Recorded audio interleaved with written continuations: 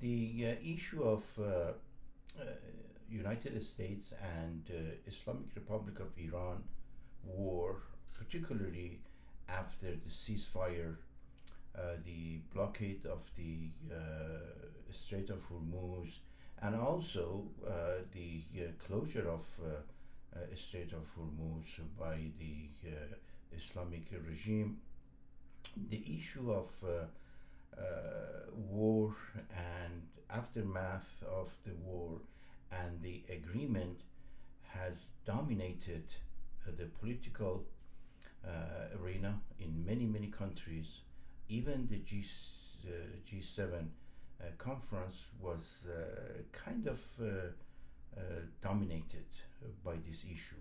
Many of the European leaders who they never collaborated with Israelis or American.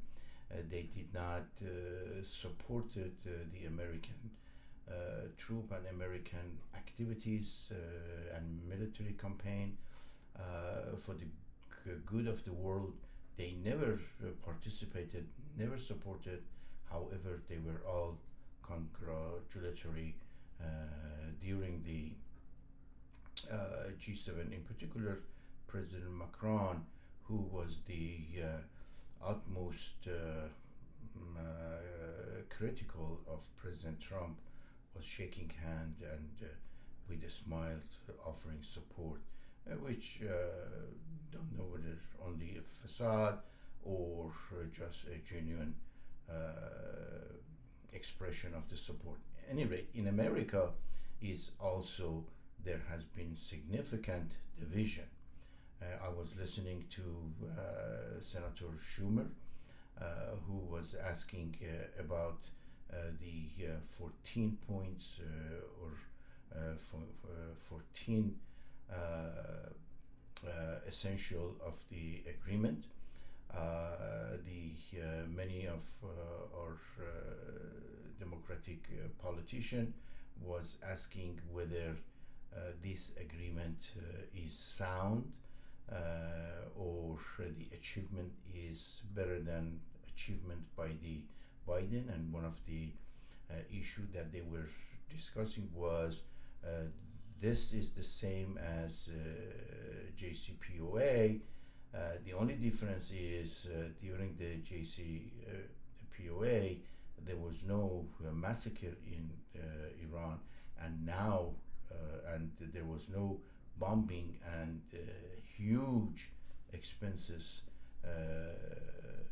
that American tolerated for this mission, and some of the American loss also.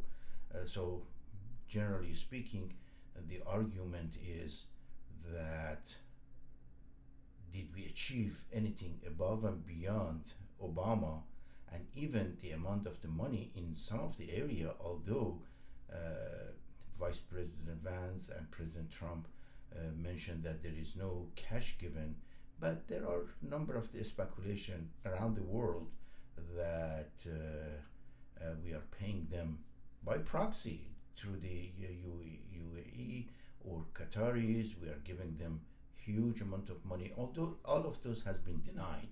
And I'm inclined to believe that if President Trump says there is no money, then there is no money. However, those are the speculation.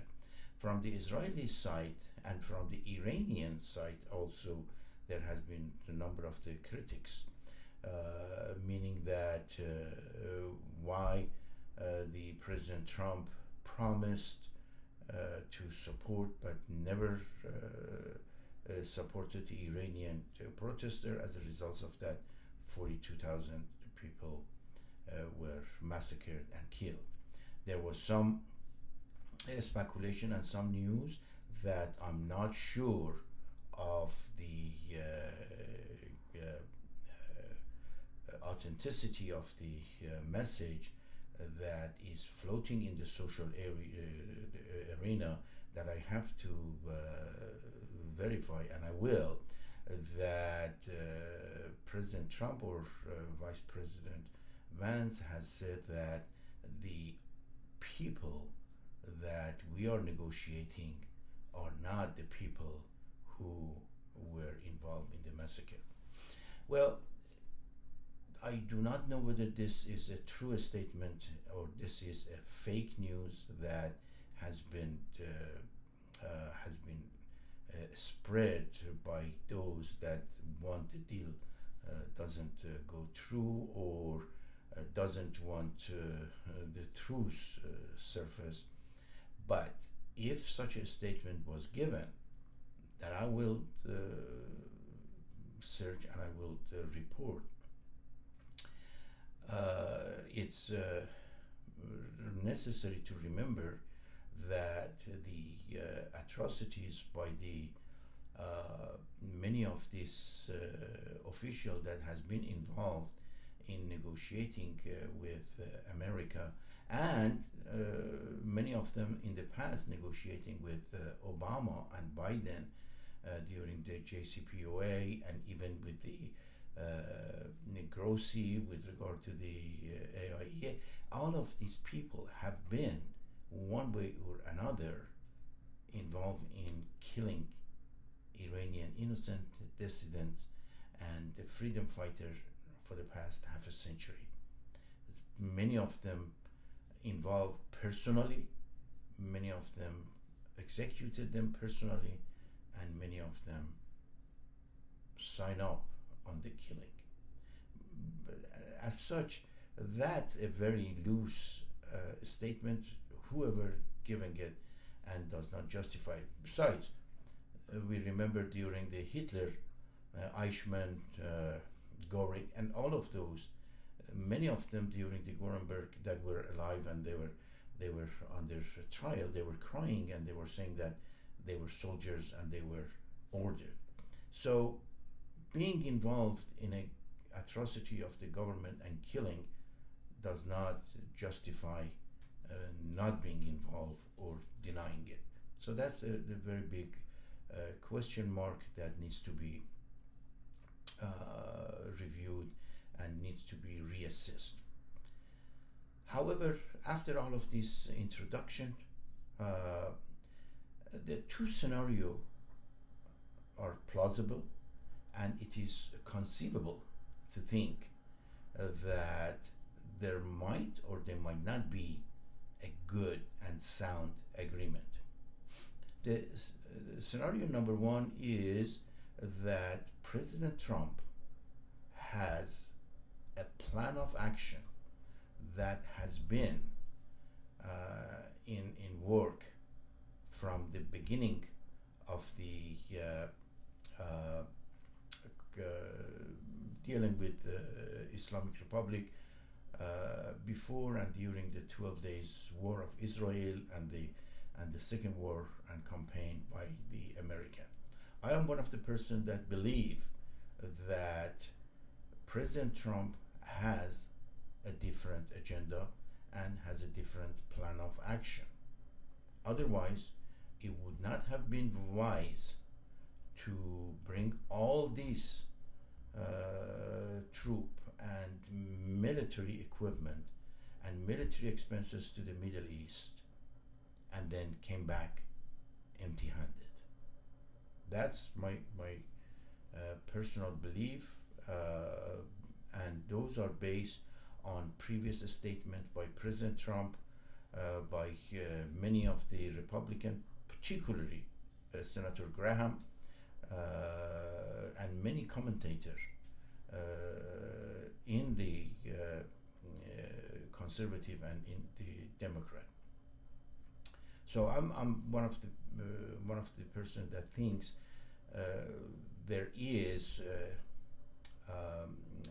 an agenda, there is a plan of action, there is a thought process, a political thought process that's going to result in total surrender of the Islamic Republic, with all of these, including the Ghalibaf, who was personally executed and killed many people, and Arakchi, who was involved in the killing of the other, and many other people in the negotiation table, on the negotiation table.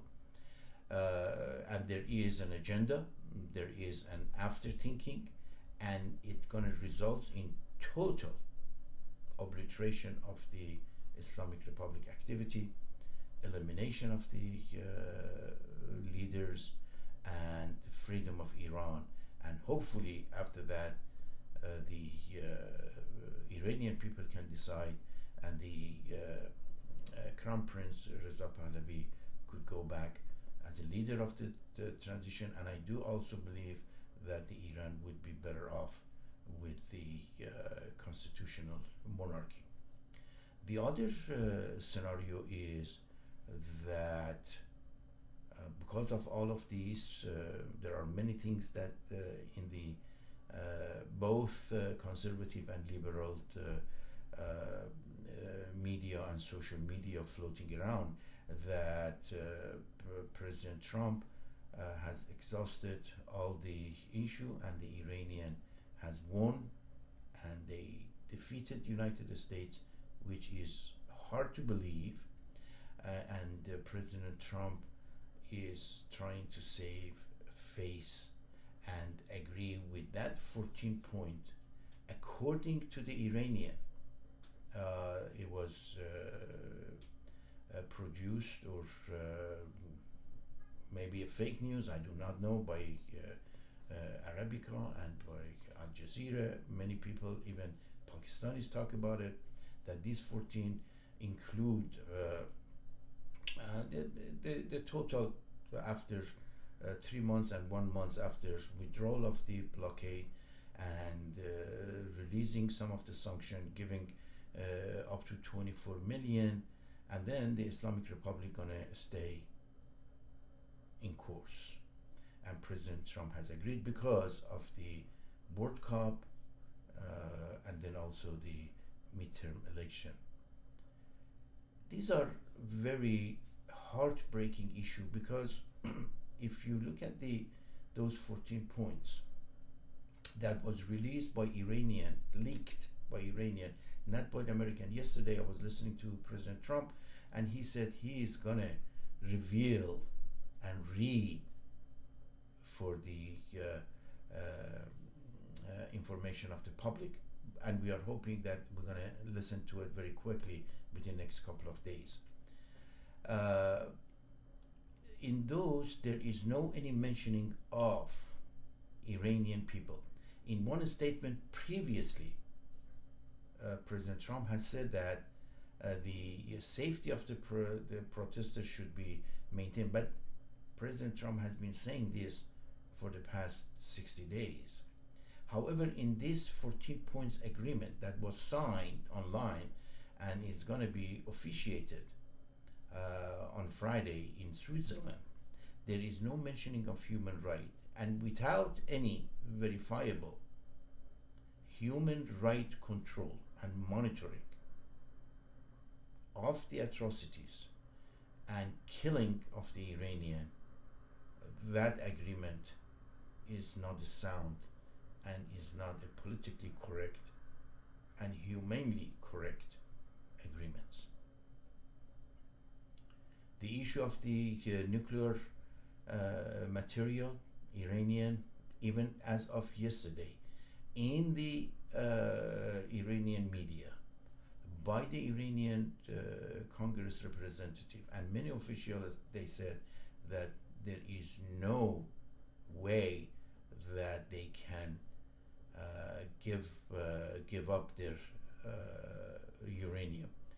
There are 440 kilogram of enriched 60%, but there is 9,000 of different isotopes, the beta minus, beta plus, and some other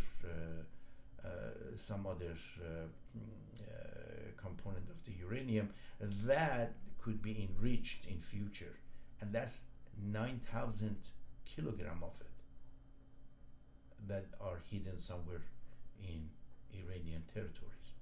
So the $1 million question is, does President Trump has a plan? I'm one of the believers that there is a plan for total surrender of the Islamic Republic and total freedom of Iran. But what if are wrong? Are we, as a leader of the human rights and democracy in the world, acting to our capacity? That's the question that we'll see within next maybe 90 to 120 days.